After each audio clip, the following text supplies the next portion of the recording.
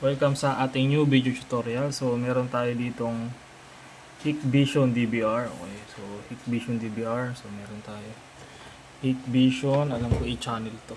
Ayan, i-channel na DVR. So, okay. So, pakita natin yung model. Ito yung model. Kita nyo. HG-HI7208 HG HI-M1. M1 yung dulo niya sa mga bagong model na to. Paano nga ba mag-activate ng Hikvision DVR?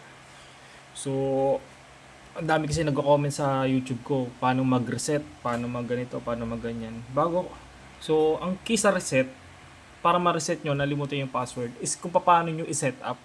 So, pag open nyo pa lang ng DVR, kung paano nyo siya i-set up. Kasi pag na-set up nyo ng maayos, napakadali na lang mag-reset. So, dito muna tayo sa umpisa.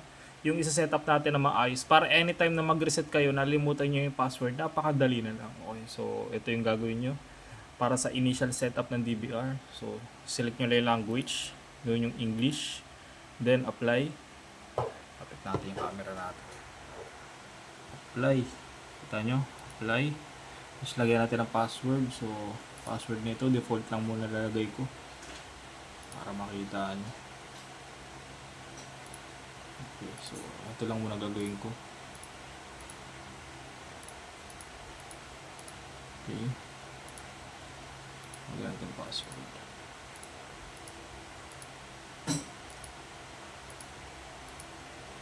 So, password hint. Lagay mo na yan. Bahala ka kung ano lagay mo dyan. Admin 321 din nilalagay ko dyan. O kaya minsan 6. Pattern. Lagay natin pattern. Okay. So, pattern, default lang. Lagay nyo kung gusto nyo.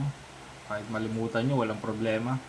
Basta, yung mga susunod na step na gagawin, sundin nyo. Para once na malimutan yung password, napakadali lang i-reset ng DVR. Activate. Yan. So, next nyo lang yan. Next lang din. So, wala pang hard drive. Next lang din. Next. Ito, online natin to. So, I have received. Then next. So, off nyo yung stream encryption. Bakit i-off yung stream encryption? So, pag naka-on kasi yan, let's say on natin. So, pagdating sa online viewing, hihingi ng password. Okay? So, hihingi siya ng password. Anong password yun? Ito yun. Yung verification code. Okay? So, sa akin, in-off ko yan para hindi na mahirapan yung mga client ko sa paglalagay ng mga password. Okay? So, bago kasi ma-open yan, sabagay maganda rin sa kabilang banda kasi bago nila ma-view online, kailangan muna nila ng code. Okay? Pero depende sa inyo kung i-on nyo or off. Pero kung i-on nyo, ito yung password. Pwede rin namang ma-edit to.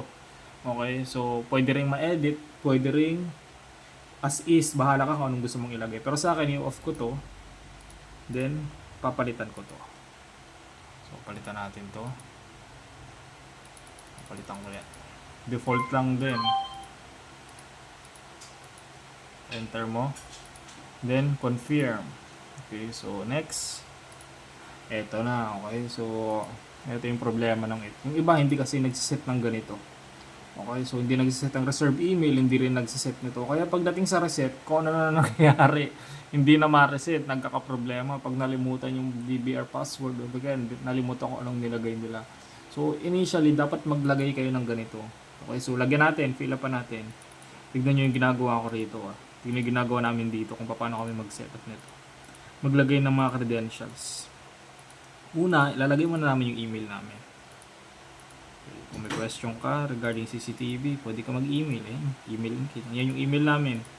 Business email namin yan. Pwede ka rin mag-comment yan sa ibaba. Diba? So, kung may question ka, tatry natin sagutin. Okay, so, yan. Comment down below o di kaya email mo kami kung may concern ka. Ito, yan. 'Di ba? Yan. So, yan yung mangyayari. Kita nyo? Kailangan mo sumagot diyan. So, kahit anong piliin mo diyang question, walang problema. Palitan natin 'to. Pili ka ng kahit anong gusto mo. Ayan, lagay natin. Kahit ano, bahala ka. Piliin mo kahit anong question na gusto mo. Pero yung answer dapat isa lang. So, ganito yung nilalagay namin ng answer. Okay? So, ayan. Sa ganyang paraan, hindi mo malilimutan. 'Di ba? So, yan lang yung sagot. 111. Tapos ito yung email. Para once na malimutan mo yung password, di ba? Hindi ka mahirapan. Hindi ka mahirapan kung ano bang ilalagay mo. Then click finish. Yan ah. So yan, na-setup na. Di ba? Ganun na kadali mag-setup ng recorder. Sa initial sa initial activation pala. So ganun lang kadali mag-activate ng recorder. So sa umpisa pa lang, dapat ma-set mo na maayos. Para kahit mag-reset ka, tignan mo, mag-reset tayo dito. Log out ko to. Log out. So, main menu. Nalimutan natin yung password. Switch. Forgot pattern. Forgot pattern. Nalimutan natin yung password, di ba? Forgot password. So, connect. Wala pa namang connect by email. May nilagay tayong email, di ba? So, goods yun. By security question, ito pinakamadali. So, click OK. So, kita mo. Lagay mo lang yung answer. 1.